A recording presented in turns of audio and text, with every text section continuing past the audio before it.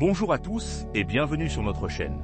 Aujourd'hui, nous allons aborder un sujet d'une importance capitale pour beaucoup, la délivrance du mal et des chaînes de malédiction. La Bible, parole de Dieu, regorge de vérités puissantes et de promesses de liberté pour ceux qui cherchent à briser les liens qui les retiennent. Que vous vous sentiez opprimé, lié par des schémas répétitifs négatifs ou simplement curieux de comprendre ce que la Bible dit à ce sujet, cette vidéo est pour vous. Nous allons explorer ensemble des passages clés qui révèlent la volonté de Dieu pour votre libération et comment vous pouvez marcher dans la plénitude de la liberté que Christ a acquise pour vous. Restez avec nous jusqu'à la fin pour découvrir ces vérités transformatrices. Avant de parler de délivrance, il est essentiel de comprendre ce que sont les malédictions d'un point de vue biblique. La Bible mentionne les malédictions comme des conséquences de la désobéissance à Dieu ou des actions impies. Elles peuvent être générationnelles, affectant plusieurs générations d'une même famille, ou individuelles, résultant de choix personnels. Cependant, il est crucial de noter que Dieu est un Dieu d'amour et de justice, et sa volonté première est la bénédiction, non la malédiction. Les malédictions sont souvent le résultat de l'éloignement de l'homme de Dieu. Des passages comme Deutéronome 28:15 nous avertissent des conséquences de la désobéissance. Mais si tu n'obéis point à la voix de l'Éternel, ton Dieu, si tu n'observes pas et ne mets pas en pratique tous ses commandements et toutes ces lois que je te prescris aujourd'hui, voici toutes les malédictions qui viendront sur toi et qui seront ton partage. De même, Genèse 3h17 décrit la malédiction du sol après la désobéissance d'Adam. Il est important de discerner l'origine de ces liens pour mieux les briser. La bonne nouvelle, c'est que Christ est venu pour nous racheter de toute malédiction.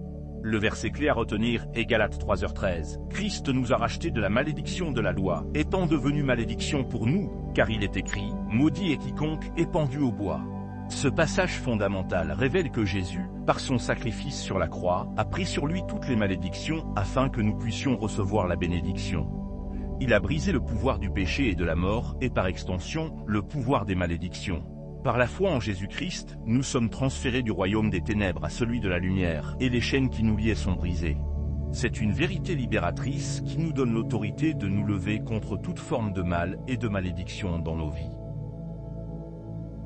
Maintenant, plongeons dans des versets spécifiques qui sont des armes puissantes dans le combat spirituel pour la délivrance.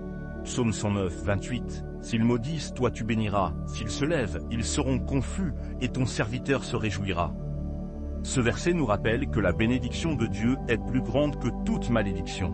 Proverbe 26:2, comme l'oiseau s'échappe, comme l'hirondelle s'envole, ainsi la malédiction sans cause n'a point d'effet. Cela signifie que si une malédiction n'a pas de fondement légal, péché non confessé, etc., elle ne peut pas vous atteindre. Romains 12h14, bénissez ceux qui vous persécutent, bénissez et ne maudissez pas.